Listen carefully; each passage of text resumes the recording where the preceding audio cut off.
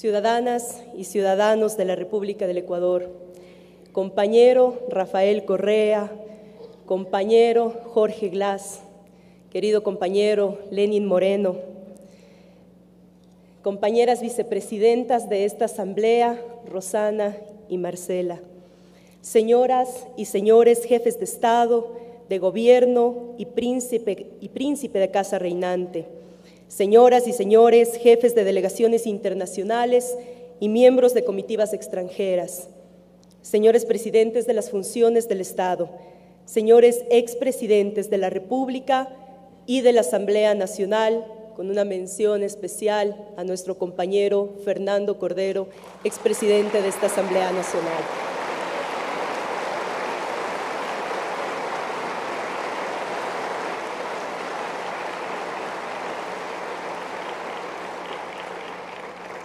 Señoras y señores ministros de Estado, señoras y señores asambleístas y parlamentarios andinos, señores representantes de los organismos de control, alto mando militar y de la Policía Nacional, señores miembros del cuerpo diplomático, consular y representantes de los organismos internacionales acreditados en el Ecuador, señoras y señores miembros de las funciones del Estado, señoras y señores gobernadores, prefectos, alcaldes y presidentes de juntas parroquiales de nuestro país, queridos familiares e invitados especiales, representantes de los medios de comunicación social, buen día con todas y todos.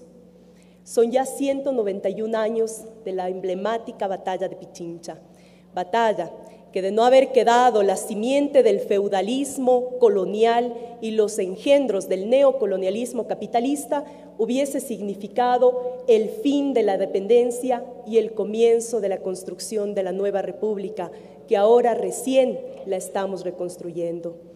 Como en su momento dijo el gran mariscal de Ayacucho, Antonio José de Sucre, la independencia no vale nada si tras de ella no hay un proyecto de construcción de una nueva sociedad justa e igualitaria, en la que los cambios no sean solo de los viejos actores de la política por otros nuevos, sino fundamentalmente un cambio de libreto de la historia de aquel vasallaje que tuvo que vivir América Latina en manos de los colonizadores.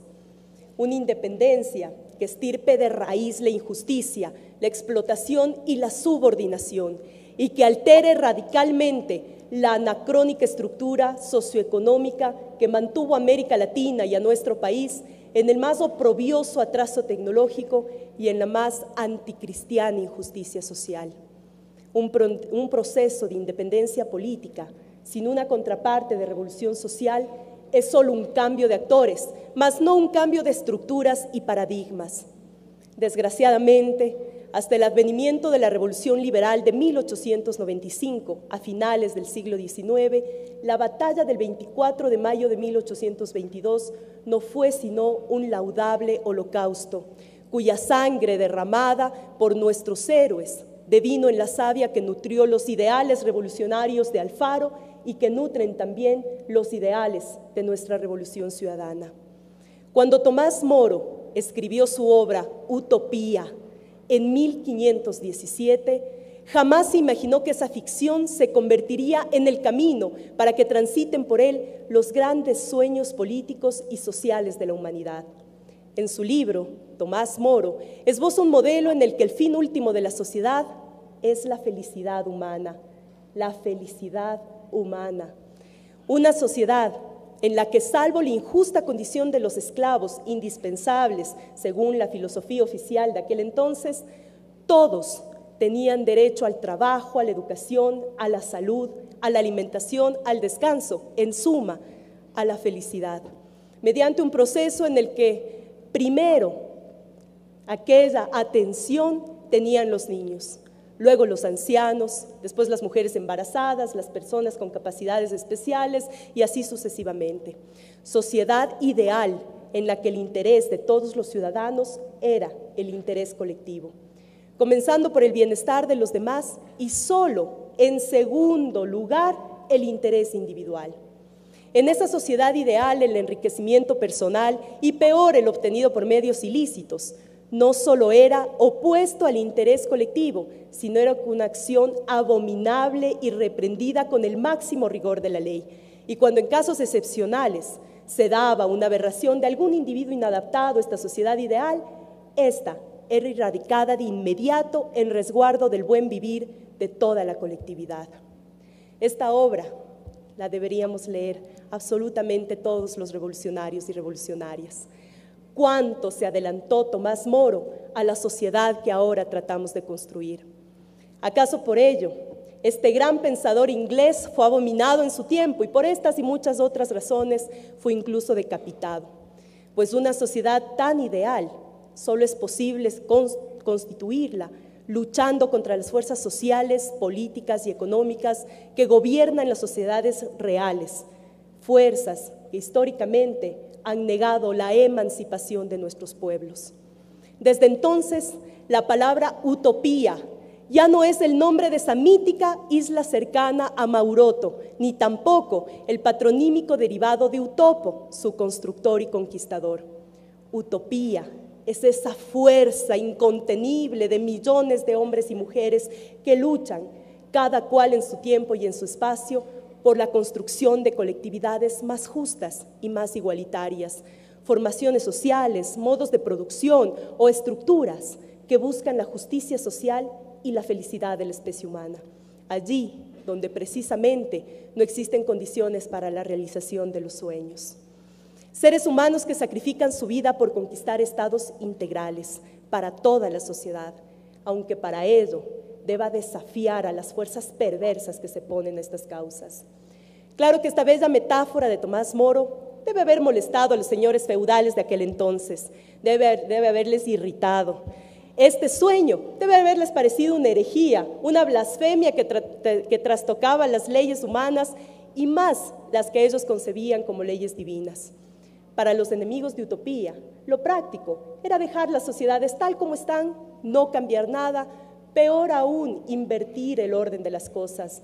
Por ejemplo, el orden de la pirámide social, cuyo vértice minoritario siempre debía, según ellos, estar arriba, pues en su astuta ideología, ese orden era un orden divino. El pueblo, la plebe, los vasallos abajo y el poder siempre arriba. Poner las cosas a la inversa era un sacrilegio religioso y una subversión política. El mirar la sociedad con ojos alternativos era evidenciar que los creadores de la riqueza de las naciones siempre fueron los trabajadores. Pero paradójicamente, en nuestras sociedades signadas por el poder económico, los productores de la riqueza siempre crecieron de ella, fueron eternamente los más pobres, mientras que las clases ociosas vivían opulentemente apropiadas de los bienes materiales y culturales generados por los pueblos a través del trabajo. Para Eloy Alfaro, cuyo pensamiento y acción es paradigma de la revolución ciudadana, impulsar el desarrollo mediante la integración regional y la industrialización fue una utopía que en aquel entonces pensábamos no debía tener contradictores, mas ese sueño histórico, desde sus inicios, tuvo enemigos y escollos de orden político, económico, ideológico, aparentemente imposibles de salvar. Esos enemigos eran la burguesía agroexportadora de la costa y la aristocracia serrana, la cúpula de la iglesia retardataria y el monstruo ideológico enquistado invisiblemente en los medios de comunicación de aquel entonces, socavando la conciencia de la desprevenida población que creía ingenuamente que los poderes mediáticos de la iglesia y de las otras instituciones del Estado eran imparciales y veraces. Los cambios que Alfaro impuso en procura de convertir en realidad sus ideales irían a beneficiar el desarrollo económico del país y el mejoramiento de las condiciones de vida de nuestra población, de nuestra soberanía, beneficios impensables el uno sin el otro.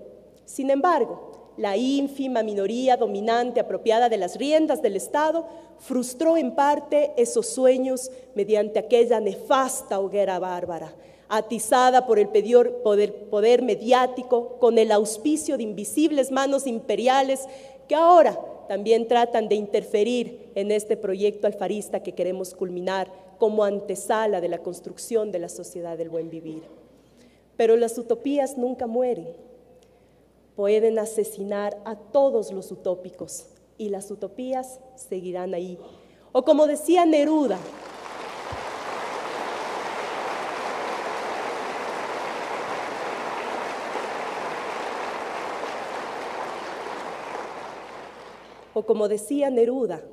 podrán cortar todas las flores, pero no podrán detener la primavera. Las utopías siguen ahí, como los horizontes, seguirán con nosotros, así como continúa nuestra esperanza. Ahora ya está en camino la revolución ciudadana, la revolución de los pobres, la revolución de la patria dispuesta a construir.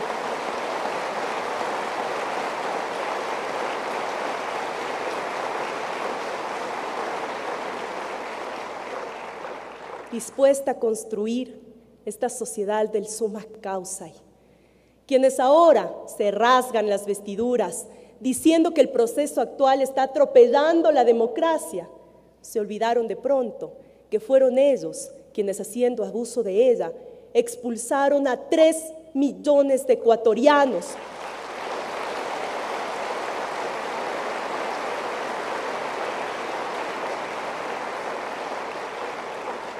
Ecuatorianos y ecuatorianas que ahora hacen cola en la fila de la esperanza para retornar. El feriado bancario y la securitización de la deuda no fueron sino el puntillazo en el que se asesinó la esperanza de esos millones de ecuatorianos. Esos ecuatorianos que para apoyar a su país ahorraron de centavo en bancos nacionales, mientras que sus banqueros expatriaban sus capitales a paraísos fiscales, pues quién sabe si ya tenían en mente apropiarse de los ahorros de los ecuatorianos. Pero esos heroicos hermanos exiliados, sin rencor alguno,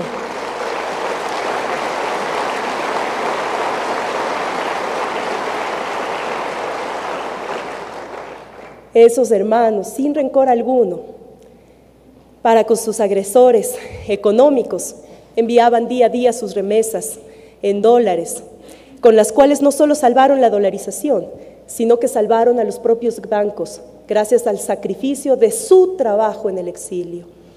Desde hace 6 años ha llegado a nuestro Ecuador un nuevo pensamiento, un nuevo sueño, una nueva utopía. Llegó al Ecuador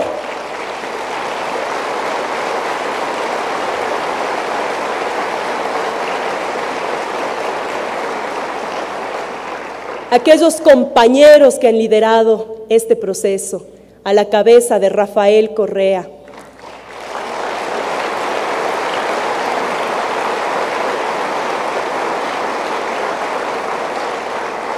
Esto definitivamente ha cambiado. Hoy el Ecuador es una patria nueva, una patria soberana. Esa utopía que vislumbrábamos se está haciendo realidad, compañero. Ahora, en nuestro país existen menos pobres, pero no solo eso. Poco a poco, la pobreza extrema de la tragedia nacional se va transformando en un triste recuerdo del estado caótico en el que nos dejó el neoliberalismo y los gobiernos de turno. En ese mismo periodo se ha logrado rescatar del mercado de trabajo a casi 500,000 de niños.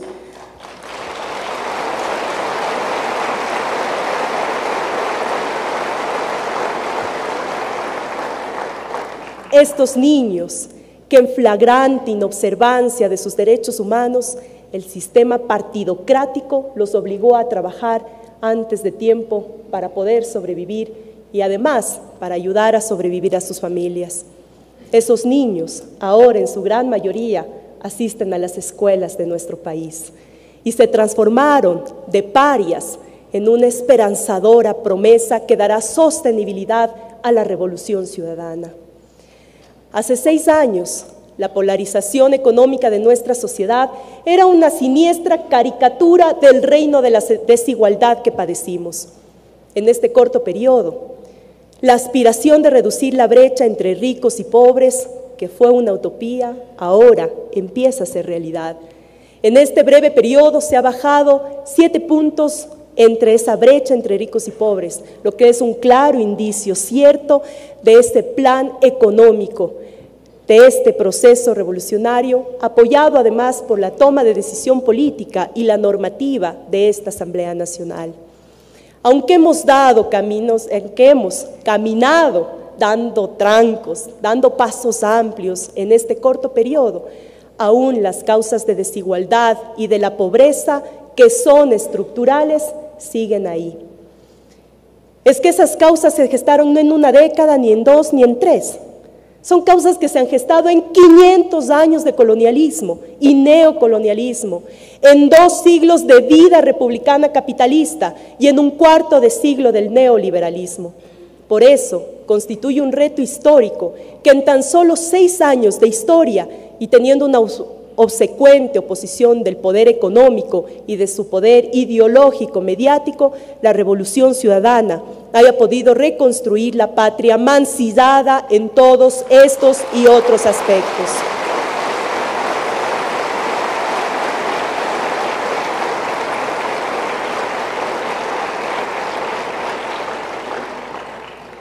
Reconstruirla con alta calidad humana, con alta eficiencia técnica administrativa y sobre todo con alta certeza política, amparado siempre en nuestra hermosa Constitución de Montecristi.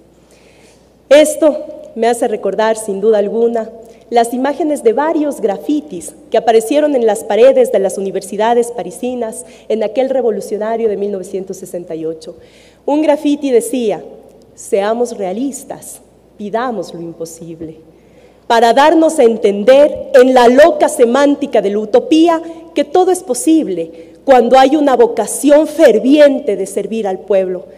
Mientras que la ideología conservadora que predominó en nuestras sociedades a lo largo de la historia se empeñó y se sigue empeñando hasta la actualidad en hacernos creer que no se puede cambiar el mundo, que no se puede mejorarlo, que las utopías son una mentira, pues el mundo está como está por decisión casi divina.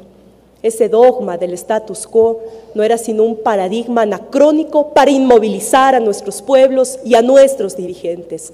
Una ideología para convencernos que no hay que estirar los pies más allá de lo que nos den las sábanas, para que nos quedemos quietos, para que no caminemos, para que no soñemos, para que perdamos la esperanza en el buen vivir, para que abandonemos nuestros sueños.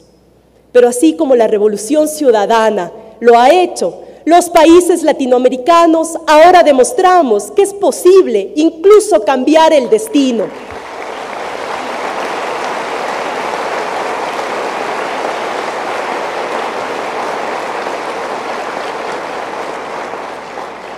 Ese destino impuesto por el sistema donde el capital busca someter a países con recursos naturales y a pueblos soberanos a sus intereses geopolíticos. Otro grafiti de aquel mayo 68 decía: lo difícil es lo que se puede hacer mañana, lo imposible, lo que toma un poco más de tiempo. Nosotros estamos haciendo lo difícil, pero compañeros, también estamos haciendo lo imposible. De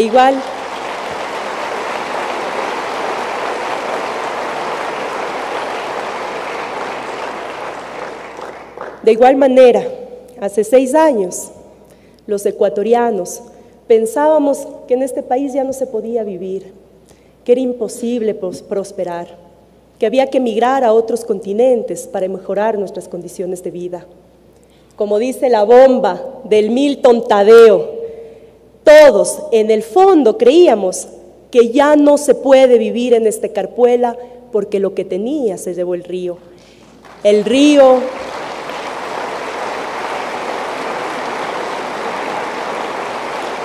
aquel río de la corrupción, el río del feriado bancario, el de la dolarización, el río de la entrega de nuestros recursos naturales a grandes empresas transnacionales.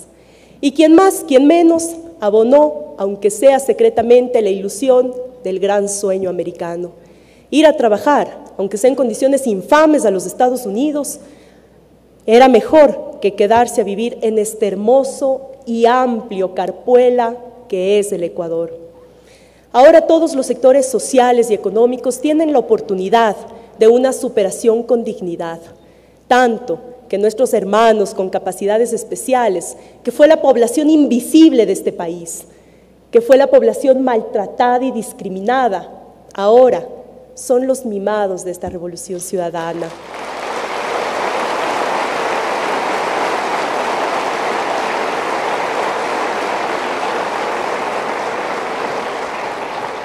Y esto también gracias a otro gran amante de las utopías, nuestro amigo y compañero Lenín Moreno.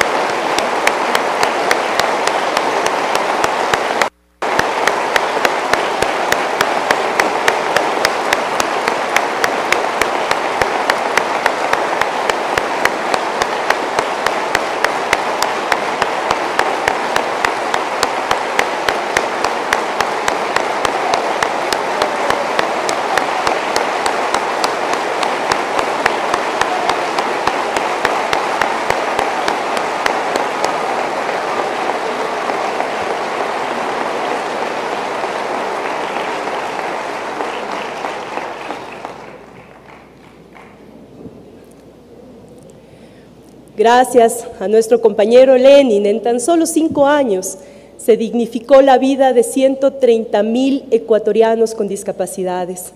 Ellos constituyen la fuerza y la esperanza de este proceso de cambio, pues no obstante su circunstancia particular, nos han hecho ver que son unos fervientes revolucionarios de la esperanza, unos ecuatorianos extraordinarios, a quienes solo hacía falta darles una oportunidad para que nos inunden de sonrisas. Parte fundamental para sostener este proceso es la revolución educativa, sin duda alguna. La gran aspiración de tener una educación contemporánea y moderna, pertinente a los requerimientos del desarrollo nacional, pero también a estándares académicos internacionales.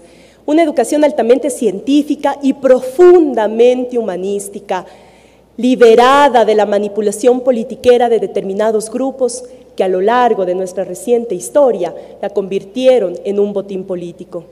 Para esto había que cambiar este sistema, un sistema educativo fragmentario, anacrónico y desarticulado de la realidad. Esta sigue siendo ahora una de nuestras demandas permanentes, transformar este país en el que todo su sistema educativo, que era un archipiélago, ahora sea un sistema articulado y coherente. Para ello, los recursos que antes se destinaban al pago de una deuda externa que nuestro pueblo jamás contrajo, ahora se invierten en la gratuidad de la educación.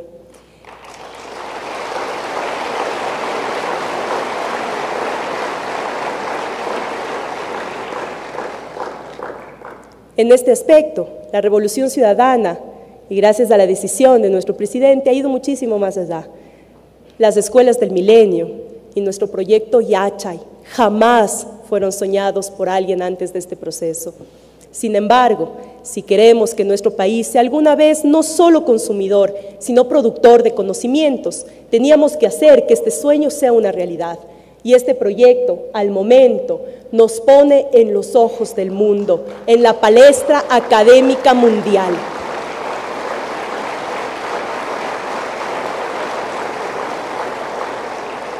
Además, que este proyecto ha liberado del yugo feudal a uno de los cantones más atrasados del país, Urcuquí, para convertirse en ariete del discurso de la ciencia y tecnología a nivel nacional y latinoamericano. Definitivamente, nuevos vientos soplan en nuestra América libre, liberada, una América soberana.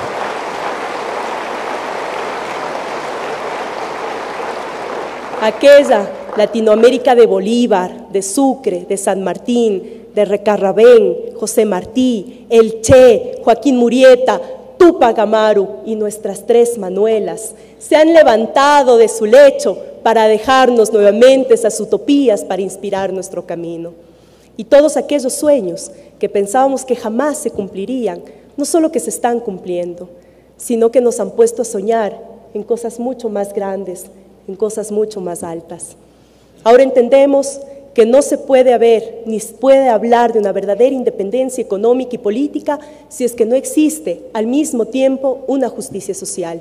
ni puede haber una sociedad justa e igualitaria si es que la patria vive maniatada con el dogal del neocolonialismo, depredador de nuestra naturaleza, saqueador de nuestra plusvalía y exterminador de nuestras esperanzas. Esta revolución, querido pueblo ecuatoriano, pueblo latinoamericano, quiero decirles que esta revolución recién empieza.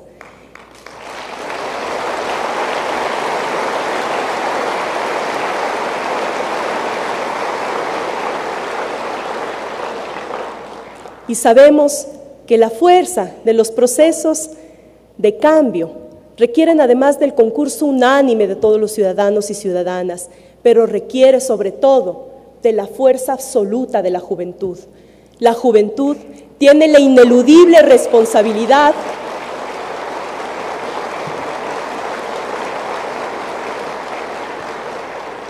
tenemos la ineludible responsabilidad de sostener por más tiempo la antorcha libertaria.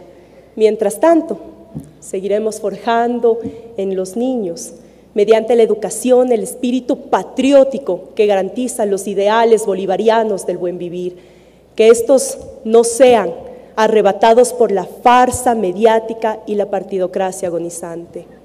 ¿Quién se hubiese imaginado? ¿Quién hubiese imaginado que las mujeres, cuya lucha revolucionaria por sus derechos tiene siglos de sufrimiento, ahora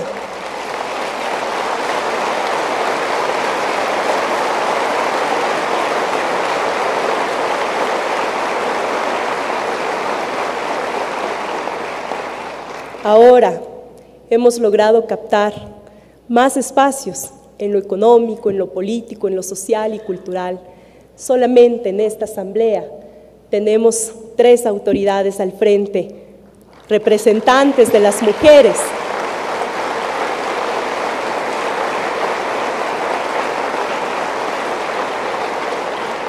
Pero además, y también fundamental, la representación del 40% de su Asamblea Nacional conformada por la participación de las mujeres.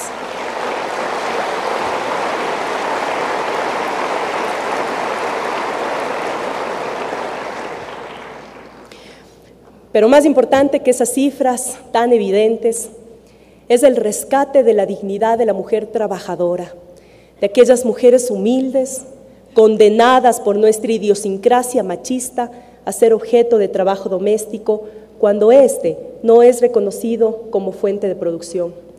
Durante siglos estuvimos acostumbrados al trato feudal, discriminatorio y machista que condenaban a la mujer a las tareas invisibles de la sociedad, como si no fuera el más duro de los trabajos. En el campo, por ejemplo, levantarse madrugado a encender el fogón, hacer la comida para el esposo, los hijos, y luego dedicarse a las agobiantes faenas agrícolas, traer agua del río, de la fuente más cercana, recoger la leña, hacer las otras 2 comidas para sus familias, arreglar la ropa, abrevar el ganado, lidiar con las plagas de los cultivos, en fin. ¿Cuántas veces, cuando preguntábamos a una mujer, a una ama de casa, a una campesina, que a qué se dedicaba, cuántas veces tuvimos que escuchar a nada? Muchas de esas mujeres, para llevar un medio más a casa, debían dejar sus comunidades para ir a trabajar a las ciudades en calidad de empleadas domésticas en condiciones degradantes, sin un salario equivalente al volumen de su esfuerzo y de sus lágrimas, sin seguro social, sin siquiera el buen trato que una trabajadora lo merece. ¿Cuántas de estas mujeres no habrán tenido también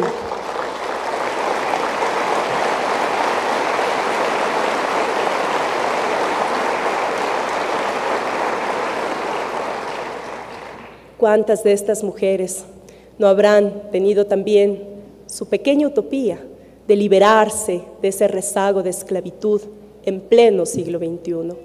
Ahora, estas mujeres, las mujeres, ya no seremos esclavas nunca más en la historia de nuestro continente.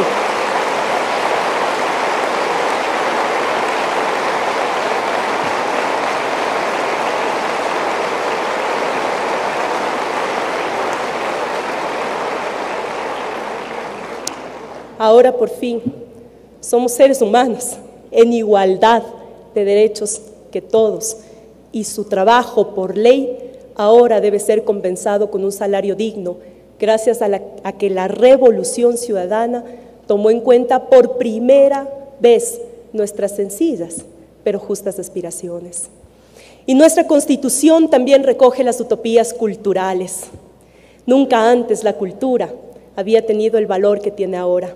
Y como una activista cultural más, compañero Rafael, queremos darte las gracias, porque la Revolución Ciudadana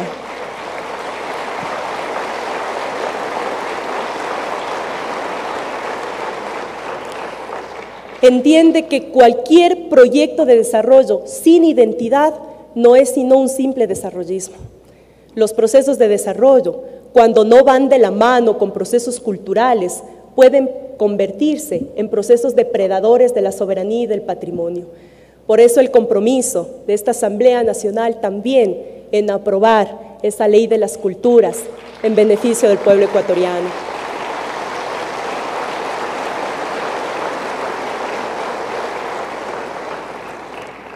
De ahí que ese viejo sueño de Benjamín Carrión y de miles de trabajadores de la cultura que soñaron con un sistema integral de culturas que escuche sus demandas, que las acoja, que vele por sus intereses y los intereses culturales de los pueblos y nacionalidades, ahora no solo que es ya una realidad, sino que la Revolución Ciudadana ha puesto como una de sus prioridades la revolución cultural como eje transversal.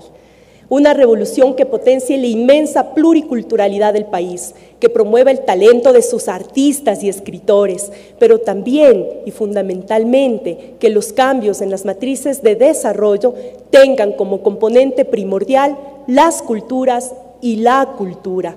Muchos de esos anacronismos que impiden los procesos de cambio tienen que ver con las viejas prácticas culturales que nuestra población arrastra desde la colonia.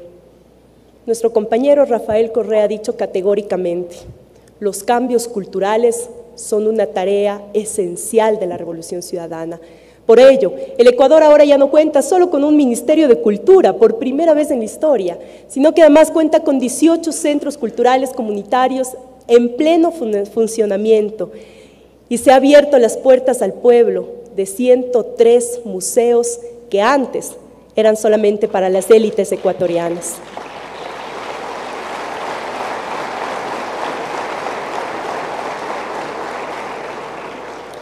El Ecuador ya no es un país en el que la cultura dominante excluía a las culturas populares por mandato constitucional. El nuestro es un Estado multiétnico y plurinacional, en el que se ha visibilizado por fin la riqueza de nuestros pueblos como parte de nuestra soberanía espiritual y del patrimonio nacional. Por primera vez en la historia, ser indio, ser negro, ser cholo, ser montubio, ya no es un estigma del cual nuestros niños y jóvenes tengan que avergonzarse. Ahora,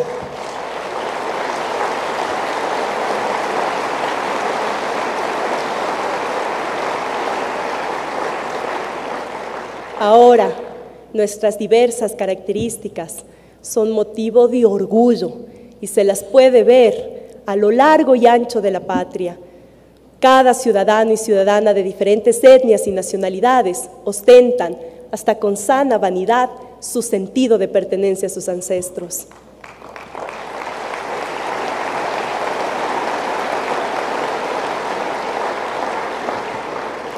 Estos pueblos que estuvieron ahí siglos antes de la invasión hispánica son los verdaderos dueños de la tierra. Ellos que fueron despojados de sus utopías mediante el saqueo, el genocidio y el exterminio. Por eso, y en conciencia de eso, también vaya para el pueblo ecuatoriano una verdadera revolución agraria.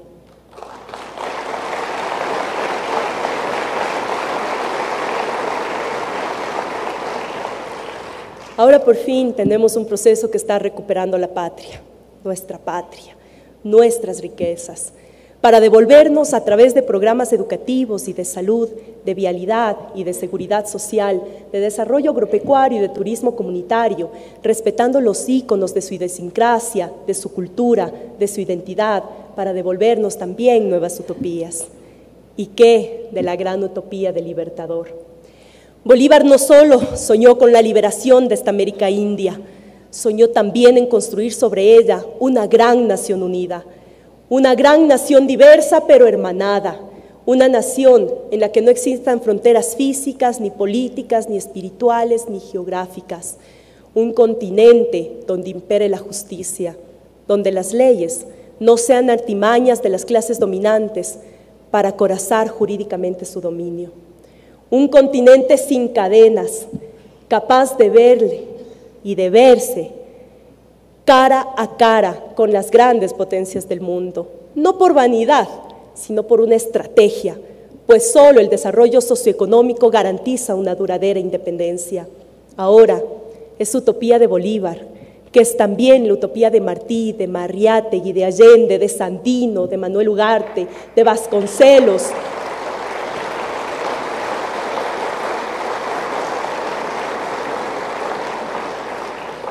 Esa utopía de Fidel, de Chávez y de Néstor.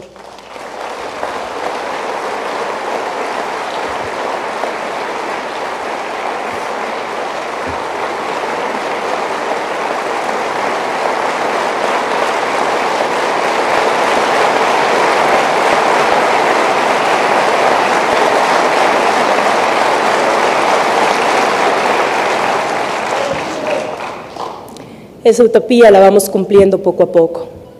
Nuestro país, por primera vez, ya no es una banana república, ni parte del patio trasero del imperio.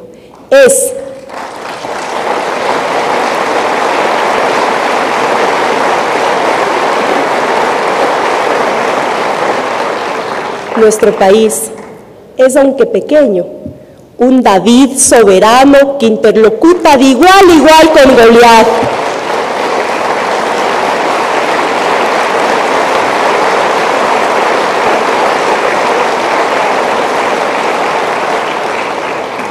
Una pequeña nación andina que habla horizontalmente con todos los países del mundo, no importa el peso geopolítico que ostenten. El Ecuador ya no es el peón en el tablero del Fondo Monetario Internacional ni del Banco Mundial.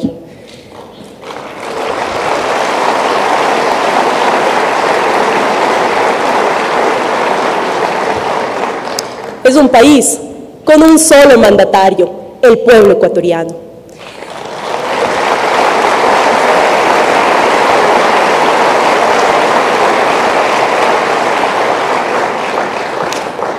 Hemos roto los barrotes de la opresión para relacionarnos libremente con los países cuyos intereses coincidan con los nuestros. Y hemos tejido junto a los gobiernos y a los pueblos libres de nuestro continente una sólida malla social, económica y cultural que está logrando que las fronteras sean, como dice la canción de Joan Baez, solo puntos y rayas virtuales de esa vieja cartografía de la vieja y falsa división política de América Latina.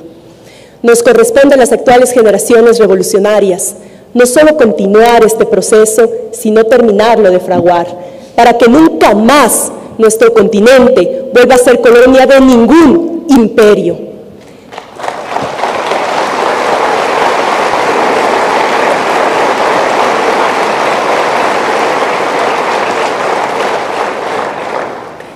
La CELAC, el ALBA, el Mercosur, la UNASUR son columnas vertebrales de una nueva América Latina descolonizada, a diferencia de las viejas instituciones que solo sirvieron para desintegrar nuestra esperanza y hoy son instancias integracionistas, son los puntos nodales de la nueva América bolivariana que estamos construyendo en hermandad con nuestros pueblos latinoamericanos.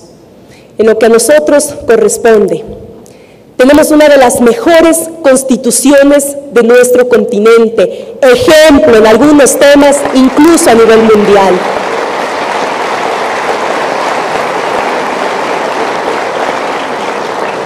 Pero para que ella cumpla con su papel histórico, es necesario que construyamos el andamiaje legal y estatutario de esta Asamblea. Esta Asamblea es el arma y la herramienta de nuestro pueblo para vigilar que los postulados de la Constitución de Montecristi no se tuerzan y sus legisladores Ya no somos más los amanuenses de la oligarquía para hacer leyes a destajo de la función de sus intereses.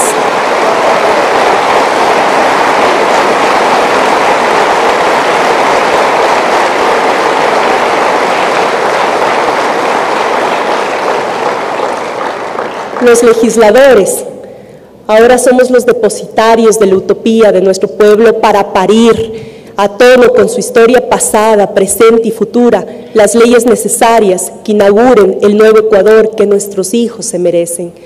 Ya no es el tiempo en el que los legisladores desvirtuaban su noble función tramitando partidas o leyes a destajo para beneficiar a pequeños grupos regionales. Es el momento de poner los cimientos de la nueva patria, los pilares de la nueva América Latina. Si bien tenemos una Constitución que es la hoja de ruta de la Asamblea Nacional, la inteligencia e inspiración de todo cuanto hagamos debe provenir de nuestro pueblo, de nuestras ciudadanas y de nuestros ciudadanos. Para ello, cada legislador debe fortalecer su cordón umbilical con esa fuente de inspiración cívica y democrática que es la ciudadanía.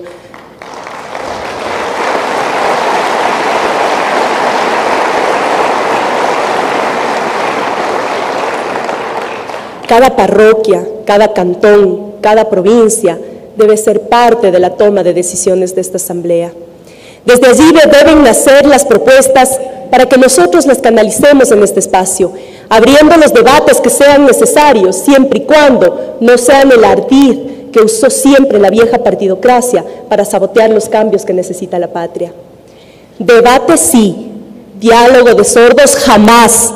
Debate sí, pedantería y grosería nunca más en esta Asamblea Nacional.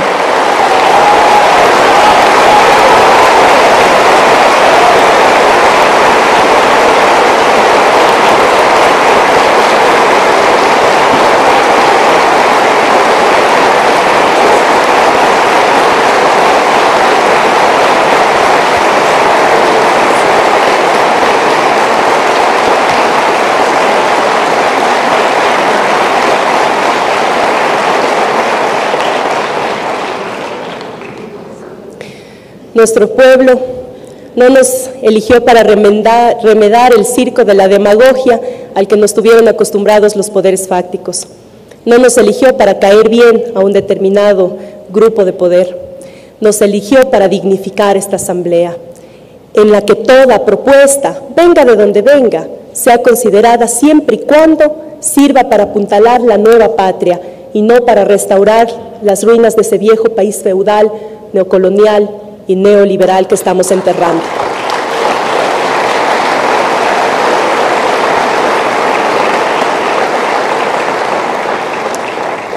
Pero compañeros y compañeras, tengamos por seguro que este proceso no será una ruta florida, será más bien la ruta del salmón, cuesta arriba, llena de escollos, llena de enemigos acechando detrás de la maleza para sabotearlo, de adversarios más frontales, que desde una oposición conspicua esgrimirán sus tesis, como es su derecho, y si sus tesis coinciden con las tesis de nuestro pueblo, siempre serán bienvenidas.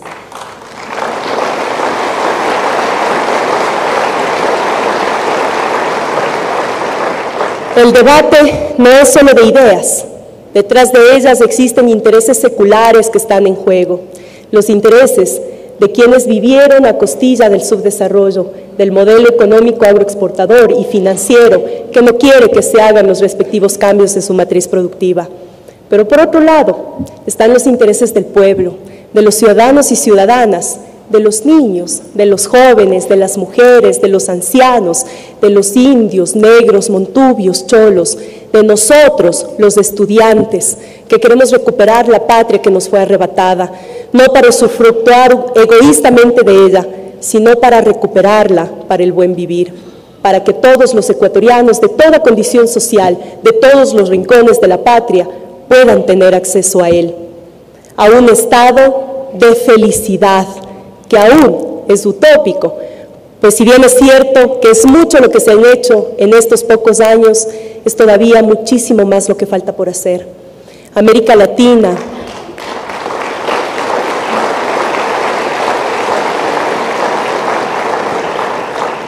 América Latina y el Ecuador aún son una utopía realizándose, construyéndose, una utopía y al mismo tiempo un Macondo, la tierra más hermosa y mágica del mundo, la tierra con mayor biodiversidad del planeta y con la mayor diversidad cultural, no solo por la fuerza de sus pueblos originarios, sino por el éxodo permanente que desde hace siglos sigue recibiendo en su mágico libreto de reconstruir cada día su ficción y su historia. América Latina y el Ecuador son una poesía, al mismo tiempo trágica por los siglos de opresión, pero también esperanzadora por lo que estamos construyendo. Somos parte de una epopeya en la que nos ha correspondido ahora ser sus gladiadores, sus amautas, sus amazonas.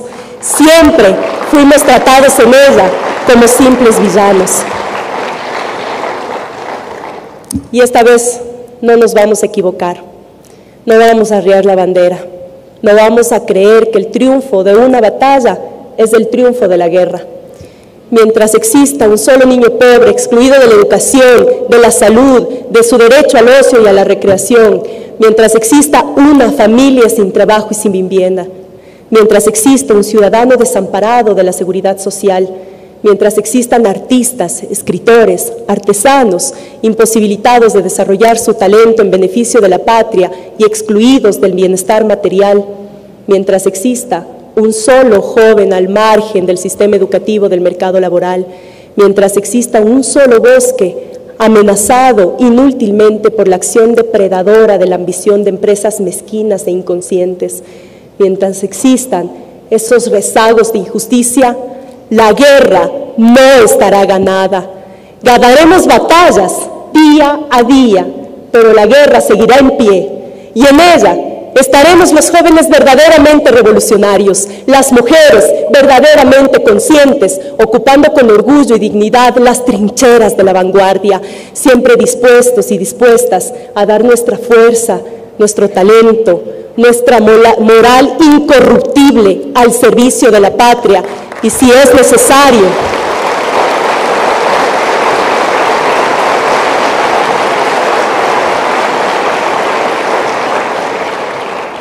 y si fuese necesario, nuestras propias vidas, por nuestra revolución y nuestra vida, por nuestro Ecuador, nuestro país, nuestra patria grande.